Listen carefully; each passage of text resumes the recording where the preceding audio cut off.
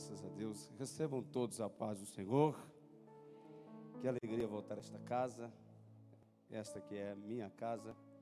É um prazer poder estar com vocês aqui mais uma vez.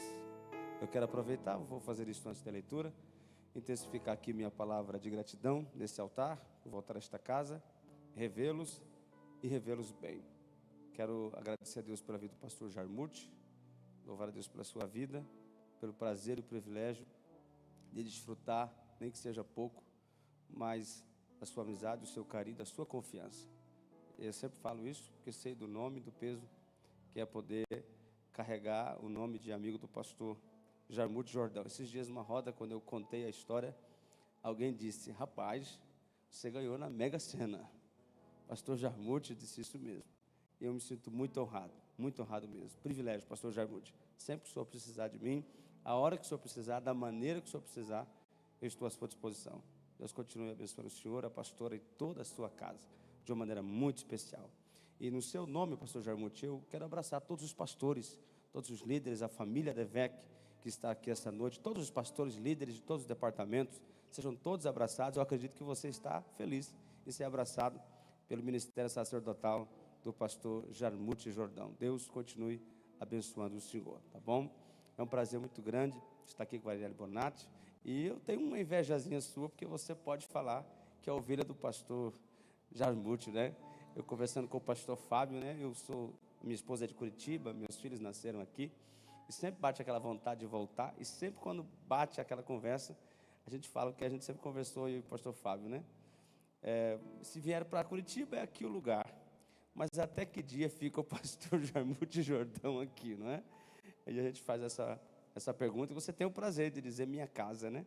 Você tem o prazer de dizer meus pastores. É uma invejazinha santa. Que Deus continue abençoando você, seu esposo, poderosamente. Pastor Fábio, obrigado pela companhia. Eu perguntei para ele, enquanto o senhor ministrava a oferta, né? Se ele tinha um sonho. Falei, você sonha em bater 100 mil por mês? Aí ele demorou a responder. Eu falei, e aí? Estou chegando lá. Que coisa boa, né, pastor? 100 mil mesmo não é algo fácil, né? Né, rapaz? Ele já passou de meio milhão de inscritos, né? O YouTube está se virando para mandar dinheiro para eles ali. Deus continue te abençoando, te prosperando. Leandro, Deus abençoe. Meu amigo, eu conheci o pastor Leandro quando ele era pobre, sabia, pastor Jarmuth? Eu conheci ele quando ele trabalhava ali, né? Quando ele era pobre. É um amigo da família Mari Milton. É a minha casa aqui em Goiânia. Deus abençoe. Ao motorista, pastor, que gente da melhor qualidade. O senhor tem uma seleção muito boa. Deus abençoe ele de uma maneira muito especial. Cainando, Deus abençoe, viu, meu amigo? Tá? Deus abençoe. Eu olho para ele, eu já me dá vontade de dar risada, pastor Jarmuth. O senhor entende, né? Deus te abençoe, meu amigo. Eu tenho uma inveja muito grande do seu cabelo.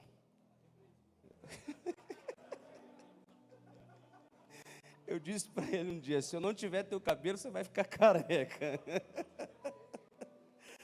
Deus abençoe vocês, Deus abençoe. Coloca na tela aqui para mim, 1 Samuel, capítulo 1. Vamos correr porque já é 8h46. 1 Samuel, capítulo 1. Isso, versículo 1. Vamos ler o texto que diz assim.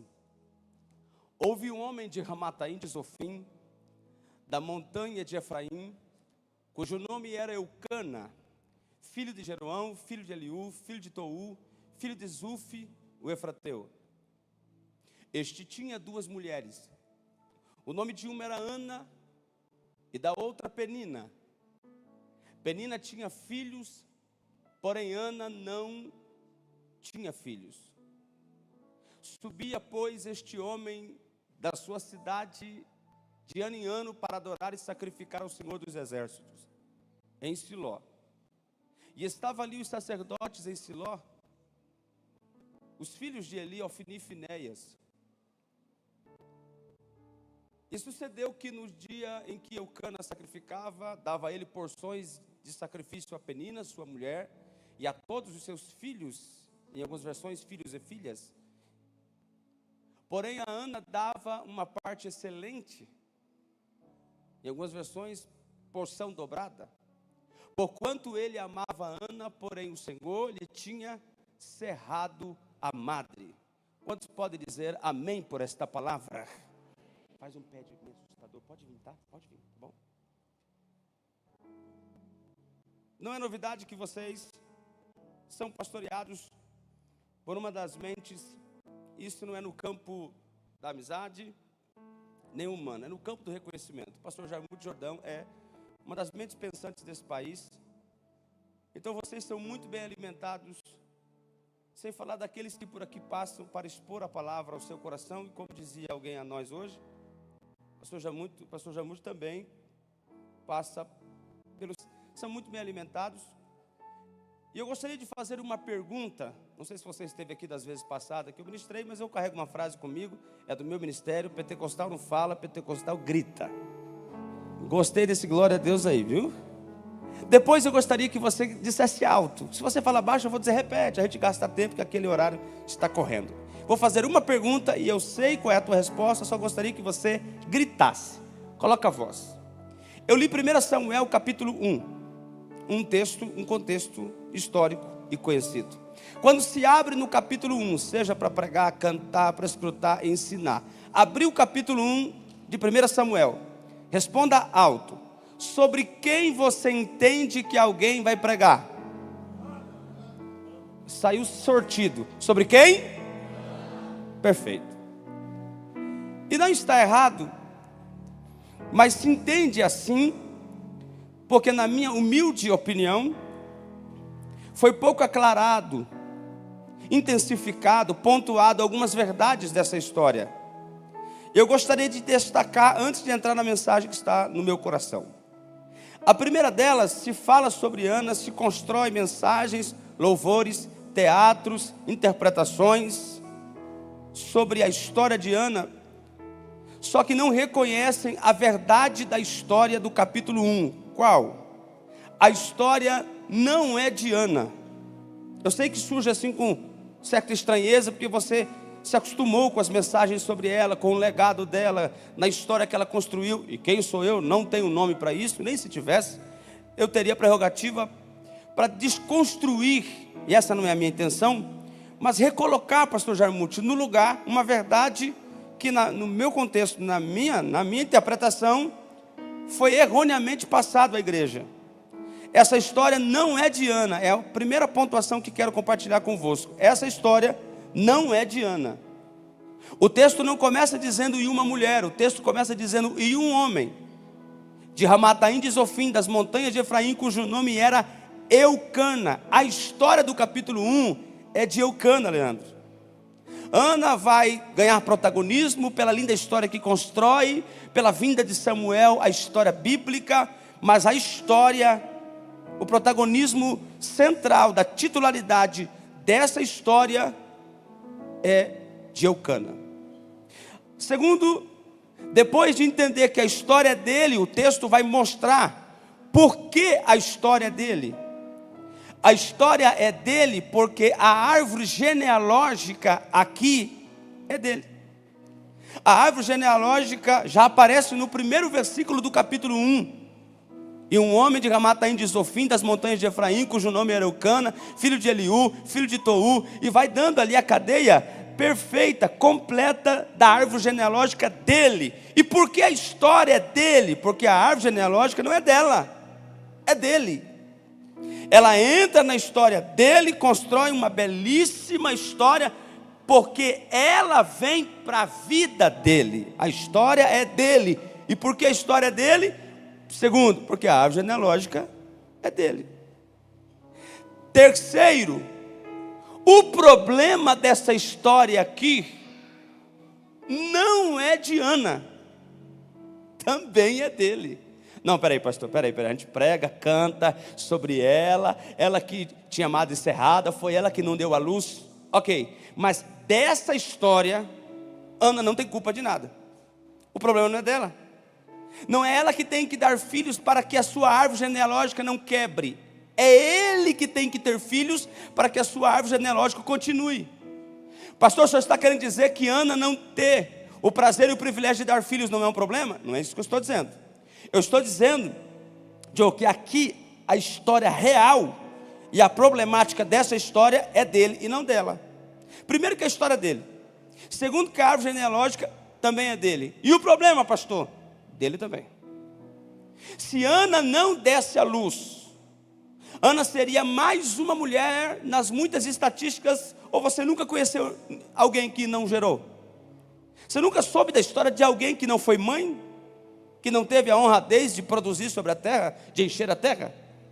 Muitas foram as mulheres que pisaram sobre o nosso solo, sobre nossa terra, sobre o mundo, e não produziram.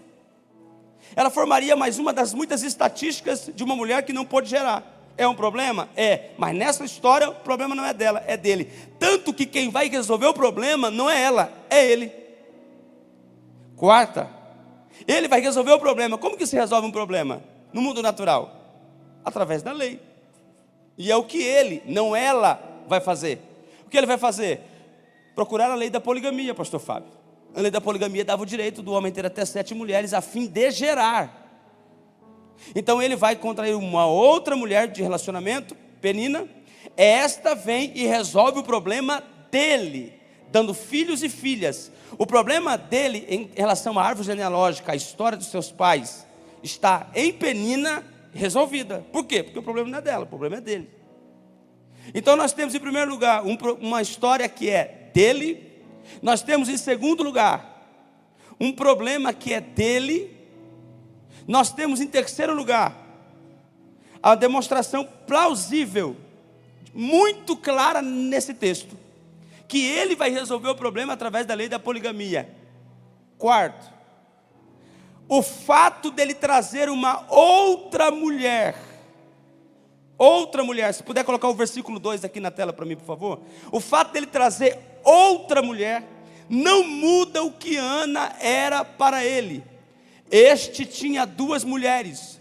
O nome de Ana era, o nome de uma era Ana e da outra. Por que Ana é uma? Pronome definido. E Penina é a outra. Imagine, pastora, como seria o pensamento, a psique de uma mulher em ela ser chamada de a outra? Não é nada legal, né? Mas quando você é chamado de uma, pronome definido, ele está dizendo: você é o meu amor. E essa aí, cheia de filhos e filhas, que veio resolver o seu problema, essa aí é só a outra. Não há valorização em ser chamado de a outra. Há valorização em ser chamado de uma. Então o fato de Ana não dar filhos a ele e arrumar um problemaço para ele, a ponto de ele ter que buscar a lei da poligamia, trazer outra mulher, não muda o que ela era para ele. Pastor Jarmuth, ele amava tanto Ana, que ela traz um problema para ele, ele tem que buscar outra mulher, outro relacionamento, e não muda em nada o que ela é para ele. Essa é a raiva de Penina. Porque o fato dela não poder gerar e ter chego na sua vida e não lhe dar filhos, não muda o que ela era para ele. É tanto que lá no diálogo do quarto, quando ela se tranca, ele diz: já não te disse eu que mais vale você do que tantos filhos? Isso é uma evidência de que ele a ama acima de tudo. Então, independente dela dar filhos ou não, o que ele sentia por ela, o amor que ele tinha por ela, estava muito acima de Penina. Sexto lugar, se você achou que ouviu alguma coisa estranha, você vai ouvir agora. Eu vou fazer essa pergunta e prometo ficar só nessa, deixa que você responda. Quantos aqui já ouviram de algum pregador, de algum orador, que Ana era estéril? Quantos ouviram essa fala? Levante a mão, por favor, só para me lhe conhecer. Eita, todos. Vira para quem está ao seu lado, é a primeira vez que eu faço isso. Vira para quem está ao seu lado e fala alto para ele. Fala alto. Grita no ouvido dele, diga assim, Ana nunca foi estéril. Vai, diga para ele. Não, pastor, não. Pelo menos é o que, não é, pastor Jaúde? Não era estéril. E eu, pregar na frente do Senhor assim, quando eu vou falar essas coisas, eu me sinto forte. Por quê, pastor? Porque a Bíblia não diz. Eu aprendo uma frase, muitos sabem que eu gosto do estilo dele, né? Que são dos filhos dele, amigo do pastor Jarmuth. O pastor Elcio de Assis usa uma frase: pregador fala o que a Bíblia fala. O que está escrito a gente fala. E não está escrito que ela é estéril. E aqui Deus vai resolver uma problemática na cabeça de muita gente, Eu gostei quando o pastor Jamute falou do culto da vitória e a igreja reagiu. Então eu vou repetir. Hoje, através desse ponto, que eu não entrei na mensagem, através desse ponto, Deus vai resolver uma problemática da cabeça de muita gente, que esse ano vai prosperar como não prosperou em nenhum outro. Você vai entender o que eu vou pontuar aqui sobre Ana. Pastor, qual é a relação aí de interesse em dizer que ela não era estéril? Porque quando você prega que Ana era estéril, aí você arruma uma problemática. Por quê? Porque Ana, em primeiro lugar, que Ana não era estéril. Segundo, se eu pontuo que ela é estéril, eu vou transferir para ela o problema de não dar filhos. E Ana não engravidou e não gerou porque ela era estéril, porque ela tinha problema. O que é esterilidade, pastor? Explica. A esterilidade é quando a parte funcional, biológica de uma mulher não funciona. Aí você leva de trompas, de ovário, de útero. Aí você vai para onde você quiser. Mas uma mulher estéril, segundo a ciência, é quando ela biologicamente não tem condições por problemas biológicos dela para a produção. E eu vou dizer abertamente, Ana era perfeita. Ana podia gerar quantos filhos quisesse. Ana tinha tudo em perfeito estado. Espera aí, pastor, mas a Bíblia diz que Ana, o senhor leu, Ana não tinha filhos, não porque tinha problema. Por quê? Porque a Bíblia diz, e Deus cerrou sua madre. Não, presta atenção nisso. Madre cerrada no original significa madre fechada, ou seja, Deus fechou. É só mais uma vez, você tem voz para isso? Responda alto, parece um pleonasmo, mas não é. Precisa fechar o que já é fechado? Não. Então Deus fechou porque ela era perfeita. Se Deus não fecha, ela engravida.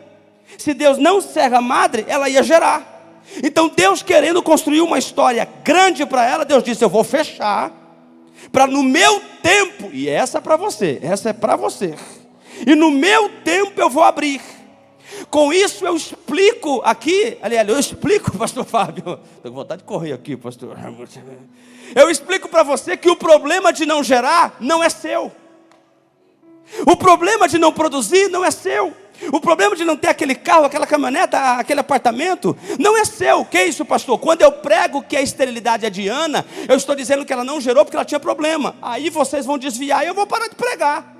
Porque o carro que você não comprou é porque eu tenho problema. Quer dizer, pastor, que a faculdade que eu fiz é errada. O casamento que eu tenho, eu escolhi errado. Eu estou na cidade errada, eu congrego na igreja errada. O pastor Jarmudo não deveria ser meu pastor. Aí você vai procurar problemas. E Deus me trouxe aqui para dizer para você, acalma teu coração.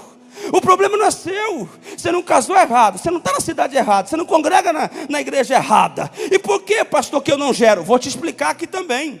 Gerar aqui significa ter resultados. E nós vivemos em um mundo de resultados. Vou explicar, para não ficar enfadonho. Vou explicar. Em todas as áreas nós somos cobrados por resultados. Os empresários que estão aqui, você, o senhor, a senhora que empreende, tem cobranças. Por quê? Resultados. O pastor Jarmuth, todos nós sabemos que é uma das maiores autoridades da DEVEC, que dispõe de uma, duas, sei lá, 3, 4 pessoas que vieram na frente do pastor Silas. Ele é uma delas em confiança. Mas o senhor precisa, com todo o cabedal que ele tem, o senhor precisa dar resultados. É ou não é? O senhor precisa dar resultados. O senhor tem uma das maiores igrejas de Curitiba na mão. O senhor tem uma massa desse tamanho na mão. É uma estrutura, é uma instituição. E o senhor é cobrado por resultados. Todo mês, quantos funcionários hoje não trabalham para o podcast? Você precisa dar resultados, seja de retorno, seja de views, seja de mídia. Você que trabalha, você pode nem trabalhar na venda, pastor, eu não tenho que dar resultado, mas lá no seu departamento, na sua demanda, você tem que dar resultados. A Arielle, por exemplo, ela é chamada para um congresso, paga hotel, avião, mas na hora do microfone cair na sua mão, você é obrigada a dar resultados. Eu estou aqui ministrando para essa igreja tão desejosa por parte dos pregadores do Brasil, e eu tenho 30, 40 minutos para lhe entregar uma mensagem, e eu sou obrigado a dar resultados. Talvez não dos 3 campos que o senhor deu ali, que é muito, né? Aproveitando o ensejo, mas eu tenho que dar resultados. Até você que pensa que não, você tem que dar. Casou? Você tem que dar resultados para o marido. Já aproveita o ensejo essa noite, diz que Deus está falando. Você que casou, você tem que dar resultado para o seu esposo. Os filhos, o pai diz assim, você não vai trabalhar, eu só quero que você estude. Eu vou dar roupa, faculdade, eu vou dar escola, eu vou dar iPhone, eu vou dar Wi-Fi, eu vou dar iFood, tudo que há eu vou lhe dar. Eu só quero que no final do ano você... Aí, ó, resultado. Todos nós somos cobrados em alguma área a dar resultados.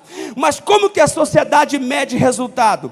Teve resultado, você é bom. Não teve resultado, você tem problema. Quando eu digo que Ana é estéril e não pode ter filhos porque ela é a culpada, eu estou dizendo que você não tem aquele carro porque você é culpado. Eu estou dizendo que você não comprou aquele apartamento porque você é culpado. Você não está muito mais longe porque você é culpado. E para algumas pessoas isso pode colar, porque errou, teve decisões, escolhas erradas. Mas em sua maioria dos que me ouvem aqui, vão ouvir essa mensagem depois, estão me ouvindo pela internet. Talvez você veio aqui no dia do aniversário do pastor Domingo, né? Ouviu o pastor Silas comemorar com o pastor, veio, teve culto de ceia também, né? Uma programação extensa da semana. Talvez você nem viria. Deus fez você vir para você sentar aí e nessa hora da mensagem Deus falar para você. Você não comprou porque você errou. Você não progrediu porque você escolheu errado. Você não congrega na igreja errada. Você não está na capital errada. Você não está no emprego errado. Então por que eu não tenho resultado? Porque Deus simplesmente resolveu fechar. E para o mundo não vale. Se eu for para a faculdade de Curitiba, não vale. Se eu falar isso aos universitários do Paraná, Leandro, não vale. Se eu falar aos economistas de Curitiba, eles vão desligar meu microfone. Mas eu estou falando da igreja de Jesus que entende. Nós progredimos quando Ele abre. Nós não conquistamos quando Ele fecha. Não é a minha faculdade, não é o meu curso, não é a minha venda, não é a minha capacidade. Se eu avanço, é porque Ele abre. Se eu estagno, é porque Ele fecha. Então você não chegou a algum lugar, não teve o resultado que queria. Muita gente da sua família diz: era para você estar longe, era para você ter conquistado, era para você ter comprado, e você não teve o resultado que não queria porque você é ruim. Não, você dizima, você dá oferta, você é liberal, você é obediente, você congrega, você estuda, você faz cursos, você emprega. E pastor, por que as coisas para mim não acontecem? É porque Ele lá em cima fechou a madre. Quando Ele resolver abrir ela, oh Jesus, quando Ele disser: chegou a tua hora, o contrato vem na mão, o telefone toca. Olha aí, ó. Pastor, eu não abro porque quero, Ele decide. Tem gente que veio para esse culto de quinta-feira se perguntando: Senhor, por que eu estou apertado? Por que as coisas estão dando errado? Por que para todo mundo acontece? Deus me manda gritar. Eu estou quase indo aí dizer para você: esse ano é um ano onde o Brasil está preocupado, onde temos ano de eleição, briga para todos os lados, onde nós temos um presidente que assumiu com 55 bi de caixa, está indo quase para um tri negativo. Nós estamos vendo as estatais falindo. Eu tenho um sobrinho que trabalha dentro da Itaipu Nacional, são 3 anos no negativo. O correio você já sabe pela internet, você já sabe como é que está o etanol, né? A gasolina, você já sabe como que está o diesel. Parece que semana que vem vai ter paralisação, mas eu trago uma palavra para Devec Curitiba: se esse é o ano que Ele vai abrir a madre, pode acontecer o que acontecer.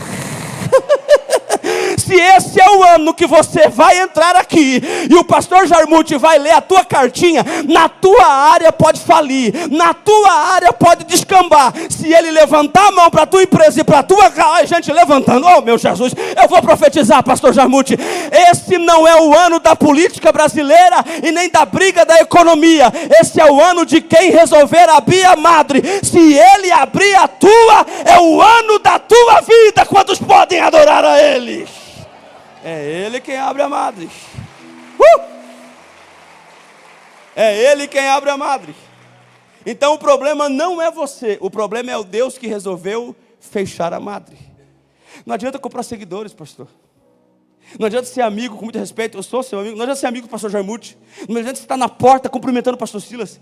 Pode estar na mão do gerente. Pode estar ligado, pastor, com um grande empresário, com um bilionário. Pode ter os melhores empresários cantando. Pode ter o que for. Se Deus resolveu fechar, vai bater na porta. Agora, se Ele resolver abrir, pode torcer contra. Você entra. Você chega. Por quê? Que a questão da madre não é esterilidade. É o Deus que resolveu fechá-la. E eu pontuo aqui por último, para entrar na mensagem, pontuo aqui por último. Nós temos aqui uma Ana que vai entrar na mensagem, que ela vai entrar na história, pastor Jarmuth. Não é uma coadjuvante, pastor. E ela vai entrar numa história. E quando ela vai entrar na história, vem uma madre cerrada que ela não esperava. O que é que esse homem faz? pega uma mulher chamada Penina, casa-se com ela, tem filhos e filhas, e o problema está resolvido. Ok? Passa anos, os filhos vão crescendo. Filhos e filhas crescendo. Qual é a ideia, pastor? Tudo resolvido. Mas quando chegava o dia de sacrificar, ele levava uma oferta para Penina, para seus filhos, para suas filhas e para sua casa.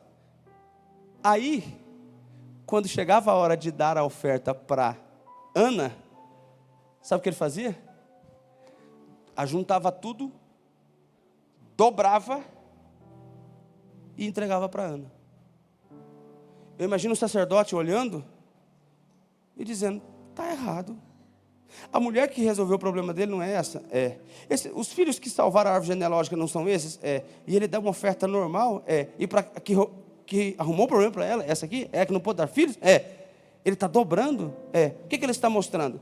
Ele está mostrando que quem ia em Ramataim de Zofim, das montanhas de Efraim, e olhava, esse, segundo os historiadores, depois de Abraão e Ló, é o homem mais rico do Antigo Testamento. Sua família era uma família de construtores de imagens e esculturas. Esse homem é riquíssimo.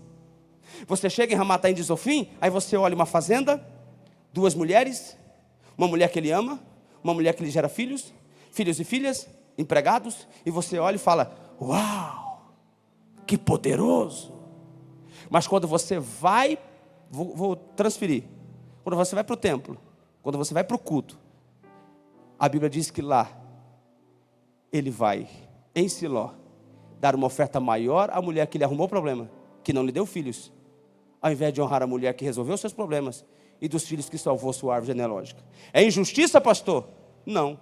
Ele só está mostrando que, de fato, Penina tinha vindo, tinha gerado filhos e filhas, salvado sua árvore genealógica, mas não tinha resolvido o seu problema. Eu vou ministrar aqui rapidinho o seu coração sobre o tema, quando um problema não é resolvido. Existem muitas coisas que a gente passa a maquiar na vida para dizer que está resolvido. Esse é um. Mas Siló vai resolver, vai mostrar que de fato não tinha sido resolvido coisa alguma. Primeiro, que nós vamos encontrar uma Ramataim de Zofim pintando um quadro mentiroso e Siló desmentindo. Explica, pastor. Ramataim de Zofim é o canto da sua vida, aonde poucos têm acesso, e no que tem acesso o que você mostra. Porque você é uma página daquilo que você decide mostrar às pessoas. Quem vai em Ramataim de Zofim, pastor Jarmuth, vê um homem rico, 2 mulheres, uma que gera, uma que ama, funcionários, empregados, vida perfeita. Quem vai a Siló, já não vê o homem perfeito mais. Ele inverte as ofertas, e aqui tem propósito. Ele está invertendo porque ele está manifestando, não quero filho dessa, eu quero filho dessa aqui. Isso significa que não foi resolvido. Porque Ramataim de Zofim tem essa característica, pintar um quadro de algo resolvido que na verdade não é resolvido. E nós fazemos muito isso na vida, para agradar a esposa, o marido, os filhos, a igreja, a sociedade. Nós pintamos um quadro, e Ramataim de Zofim é perito nisso. Pintar um quadro do que é resolvido, mas Siló, é por isso que eu vou gastar 30 segundos para falar isso para você. Eu tenho uma intimidade, eu tenho um gosto muito grande de pregar sobre culto. Todas as grandes oportunidades que eu tive na minha vida, eu preguei sobre culto. Eu amo pregar sobre culto. Gideões sobre culto, Adebraio sobre culto. Em todos os lugares que eu tive de expressão no Brasil que eu preguei, eu amo falar sobre culto. E alguns já me chamaram de idólatra de culto. Pode me rotular o que quiser. Mas o culto é tão precioso, ou é mais precioso do que você possa imaginar.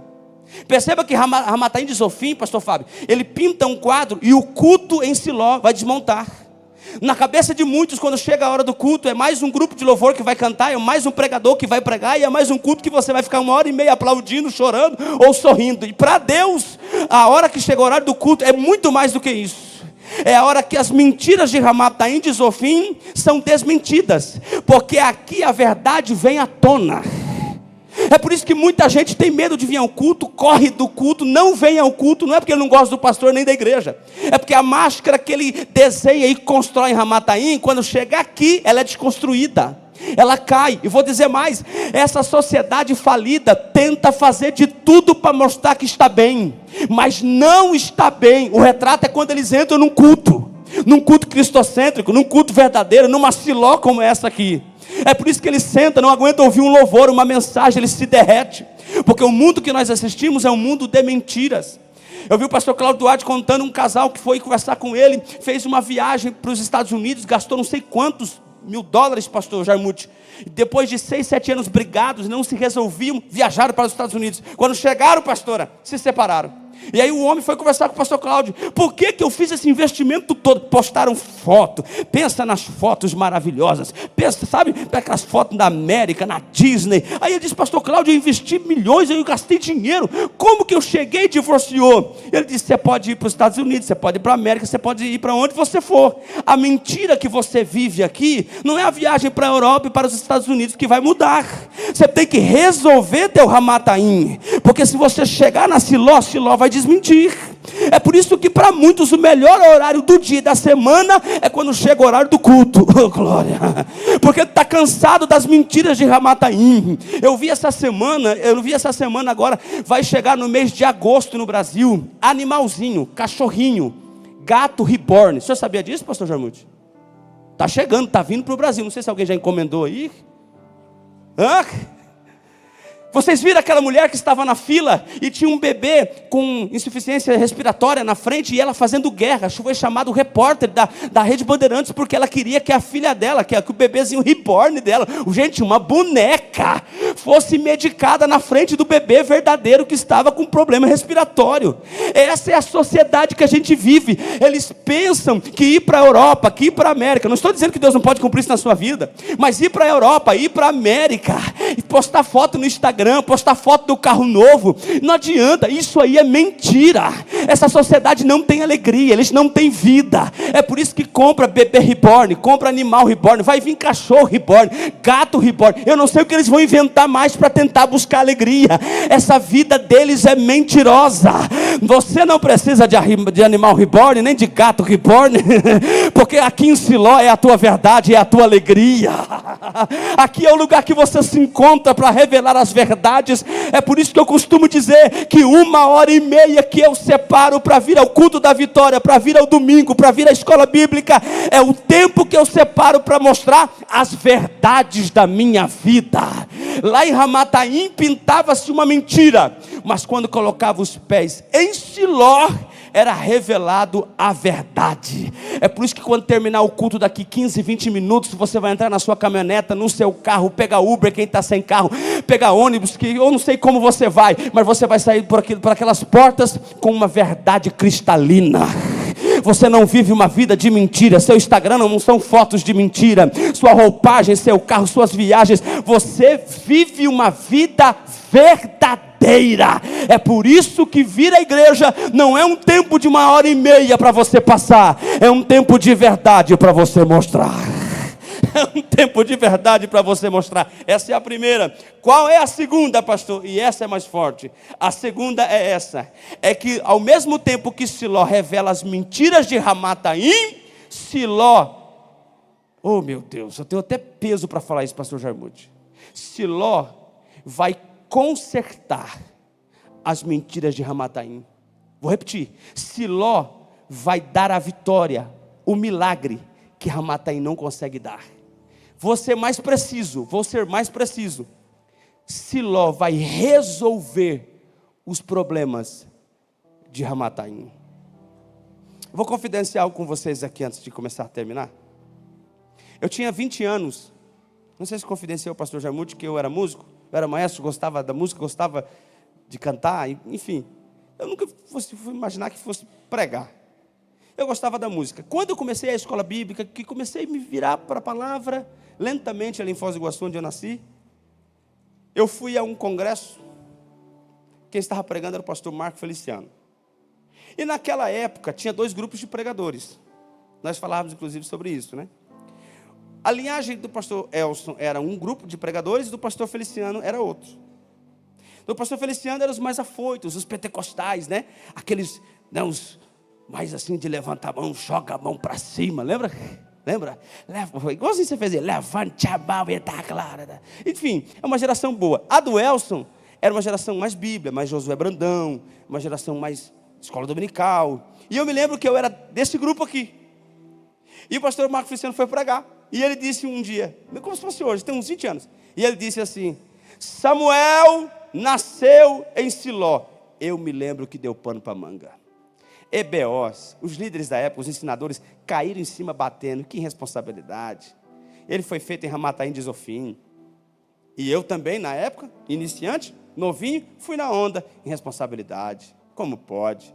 Como é que vai nascer em Siló? Isso não existe. É Ramataim de Zofim. Relação sexual não é em Siló, não é na igreja, é em casa. Ramataim de Zofim. Vida marital é em Ramataim de Zofim. A vida conjugal, os relacionamentos, isso é responsabilidade. E fui junto, sabe? Fui junto. Passou 20 anos e eu digo, na DV Curitiba, nasceu em Siló. Como é que é, pastor? Nasceu em Siló.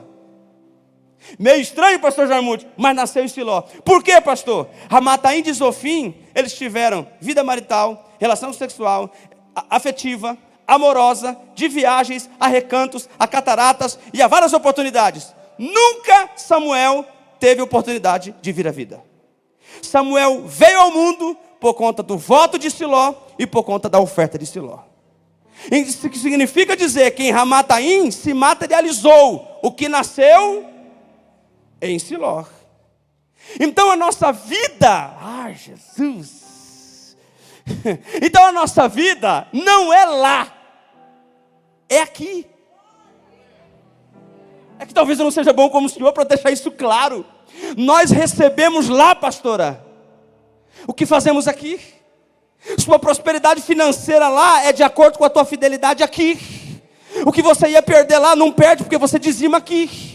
O contrato que era para o poderoso vem para a tua mão lá, porque a oferta você dá na fé aqui. Os padrões que a sua família e seus filhos vivem na faculdade não é a briga que você ensina em casa, é o que eles aprendem aqui. Significa que Ramataim de Zofim depende do que vem de Siló. É por isso que o diabo faz de tudo para muita gente não vir no culto, porque o culto, repito, não é 1h30. Oh, glória! Não é só 1h30 de louvores ou ministração. Aqui determina como vai ser o restante do teu ano. O restante do teu ano não determina se quem ganha é a direita ou a esquerda. Não determina se os caminhoneiros vão parar ou não. Determina como é o teu culto aqui. Ô pastor Jarmuth, eu queria ser melhor para tentar fazer quem veio aqui esta noite entender que você tem 1h30 de culto, e é nesse período de 1h30, enquanto o grupo de louvor está cantando, enquanto alguém ministra uma palavra de 5 minutos para trazer consciência ao teu espírito, para você ofertar liberal, para você dizimar, é Deus dizendo, o culto que você dá aqui de 1h30 determina o teu mês, determina a tua semana. Olha aí, a mão já multiplicou. É por isso que eu gostaria de ser como outros pregadores. Eu não consigo, mas eu queria mandar levantar a mão, mandar pegar no ombro, sabe, para agitar. Mas na verdade eu tenho no meu coração uma palavra, um desejo que eu recebi de alguém uma vez. Qual? Quem entende o preço que é estar num culto, não depende do altar chamar ele nem para levantar a mão, né? Olha lá, levantando, é isso aí, ó. Você só tem mais 5 minutos porque eu preciso encerrar. Mas eu repito, você vai viver lá fora, na empresa, no trabalho, na academia, o reflexo do teu culto aqui, do teu glória aqui, da tua oferta aqui. Olha aí, ó. Por isso que eu gosto dessa expressão do pastor Hernandes Dias Lopes: culto não é na igreja, culto é na alma. Porque se alguém entender que o glória que você dá aqui vai na tua casa, que o dízimo que você entrega aqui vai na tua empresa, esse vai ser o melhor ano da tua vida. Aleluia! Ramataim de Zofim tem a mentira, mas Siló tem a receita. Pastor Jarmuth, eu não sou muito bom nisso, mas olhando para o Senhor, eu vou falar e o Senhor vai ouvir. Eu vou falar para o Senhor e o Senhor vai ouvir. Quantos aqui estão me ouvindo e assinaram contratos que saíram de atitudes de fé dentro desta Siló? Tem gente aqui que já recebeu, olha lá, 1, 2. Vou olhar para o Senhor de novo. Quantos aqui que entraram em marasmo no casamento, em problemas psicológicos, emocionais, mas receberam palavras aqui no Aviva, no início do ano, e Jesus levantou casamento, levantou relacionamento, levantou emocional. Eu vou dizer mais olhando para o Senhor. Quantos empresários chegaram aqui quebrado, devendo, mas entraram na rotina, obedeceram a palavra, vieram nos cultos, deram dízimos no vermelho, deram oferta sem poder, Deus abriu porta, deram a volta por cima, pagaram conta.